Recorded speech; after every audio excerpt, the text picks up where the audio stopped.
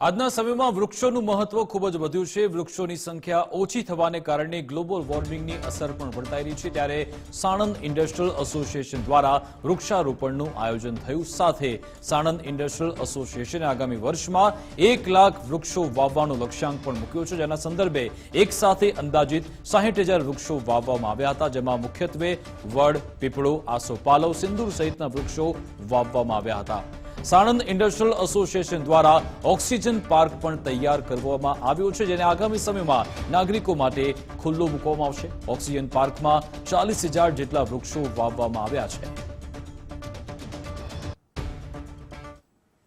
ખૂબ જ અભિનંદનીય પ્રયાસ છે સાણંદ જીઆઈડીસીનો। આપ સૌ જાણો છો એ રીતે સાણંદ એ રાઇઝિંગ સેક્ટર ઇન્ડસ્ટ્રીઝનું હબ છે। સેમિકન્ડક્ટર છે, ઓટોમોબાઈલ્સ છે અને એને સંલગ્ન ઘણા બધા જે ઉદ્યોગો છે અહીંયા આવી રહ્યા છે। સાણંદ આપ સૌ જાણો છો એ રીતે વૈશ્વિક કક્ષાએ એક ગ્લોબલ હબ બનવા જઈ રહ્યું છે, જેમાં સેમિકન્ડક્ટર, ઓટોમોબાઈલ્સ જેવા અગત્યના રાઇઝિંગ સેક્ટરના ઉદ્યોગો જે છે આવી રહ્યા છે।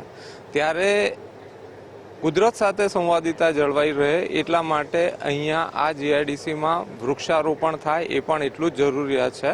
અને આજે પ્રમુખશ્રીએ જેમ જણાવ્યું એમ કે આગામી વર્ષમાં 1 લાખ જેટલા વૃક્ષોને વાવીને એક હરિયાળું સાણંદ જીઆઈડીસી બનવાનો એમનો જે નિયમ છે એ ખરેખર એક સંતુલિત વિકાસની ધરોહર સમાન છે અને એ ખૂબ જ અભિનંદનીય છે।